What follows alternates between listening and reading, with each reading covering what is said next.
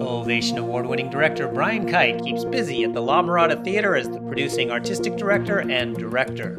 He also guides students as a professor at UCLA. Brian shares his journey about how he juggles roles and remains passionate as an artist. I started doing theater as an actor when I was, young or something like that, 11 years old, in Bugsy Malone at my community theater, which I had watched the movie enough times and seen Scott Baio do it that I knew every word for word, and it was easy to just go into the audition and do it exactly like that. I wasn't actually acting, I don't think. I was just imitating him. That's what started it, and then I studied acting at UCLA as an undergrad, and after UCLA, I was in New York for a little while. Started a theater company here in Los Angeles, Buffalo Nights Theater Company, with a lot of people from UCLA, and we did some theater here. Then moved to New York, and in New York, I started as an actor there. I was in Grandma Sylvia's Funeral, which was a show that ran for about 5 or 6 years in New York, and I did it for about 2.5 years, on and off as an actor, and it was a large cast, maybe 22 or 25 people, something like that. And I started, the director was in the show and was busy putting understudies in and replacements, but there were always understudies and replacements. And I had been directing at Performing Arts Summer Camp and some places in upstate New York. Which of the summer camps? Frenchwood's Festival of the Performing Arts. That's where my wife went. Oh, that's right. I forgot that connection, of course.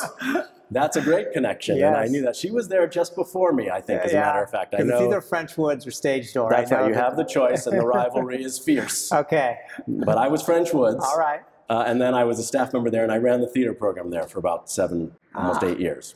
So I directed a lot, a large musical, small plays, whatever it was. And after talking to the director of Grandma Sylvia's Funeral, after a while, he just said, do you want to start doing some of these replacements and understudy rehearsals? And I just kind of took that over, and I was doing that for a long time. So suddenly I think I was a director. I then did the Philadelphia company of that show and just started getting more directing things after that. So, had you had any formal education as a director? Or was it? So it was mostly hands-on doing it with the theater company here at Frenchwoods, then with Grandma Sylvia's. And with that lack of formal, which weighed on me a little bit, I eventually decided to go back to grad school, and I got an MFA in directing. So now I have formal, you can tell it's different, I have formal directing education. Were the other folks in your class with you, you had a lot of experience first being an actor and then getting real world experience. Did you find the demographic similar to other people? When I was getting my MFA? Well, there were only 3 of us in the program. Okay.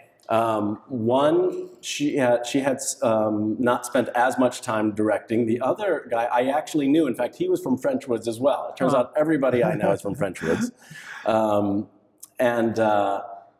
He also had been working as a director, so it was good. Sometimes, for example, the class at UCLA right now, I teach there, they're all almost straight out of undergrad, several of them. So they're directors who just left undergrad. We had all been working for about 10 years before we went back to school in my year.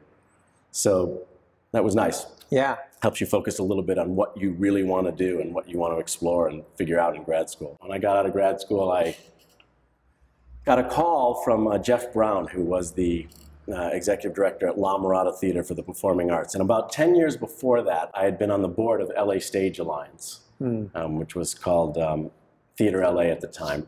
And I was on the board with him, and Jeff had this great job where he was running a performing arts center and a great theater with 1,300 seats, and he was always happy and seemed to be having a great life, and he had 2 kids, and everything seemed so perfect. I said, Jeff, I just want your life one day. How do I just take your life? And he literally called me 10 years later, right after I got out of grad school, and he said, remember about 10 years ago when you said you wanted my life? You want to come and work for me? We're doing interviews right now for an associate position here. So I did that. I worked for Jeff for a while, and then when Jeff retired, I took over for Jeff. Retired. He, of course, immediately went back to work at another job in New York City. But retired for 20 minutes. So you did get his life. I literally took his life, and I have his wife now and his kids. Well, it's very creepy. It's very weird. But whatever. It made it much easier to just take the whole life. No.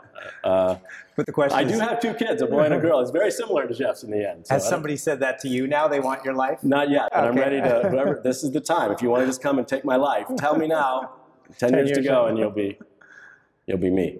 So I did that, and I still freelance direct. Now I teach at UCLA, and I run La Mirada, so it keeps me pretty busy. You have to think as the producer, it is a business, there are money sides, but there is that passionate, creative side of you as a director, as a writer, as an actor. And managing that for you personally, how do you keep both of them going? It's hard. That's a great question, and thank you for noticing. That is what I do, and I do.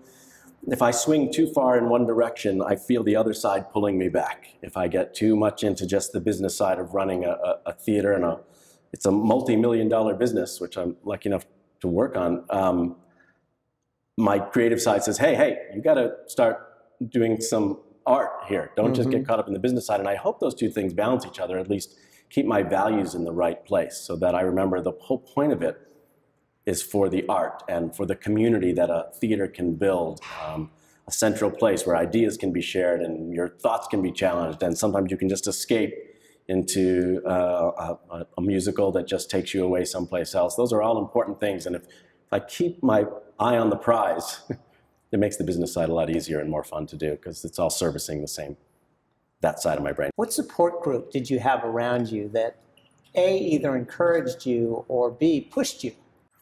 Well, I had a great group of friends at that time here in LA, and that was this group that created Buffalo Nights Theater Company with me.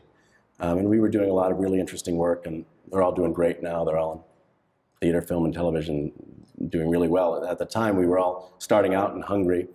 And I went to New York for a while, which was terrific, but one of the reasons I wanted to come back to LA is here in LA, I felt like all my friends were actors and nobody was working, which was great because we could spend all day coming up with what was next and what was creative and what we were going to do and how we were going to put something together. In New York, all my friends had real jobs, and they were going off to the bank or to the advertising firm, and that was just terrible, just mixing all day. So I just was waiting around all day to go to the theater at night, and all my friends were real people.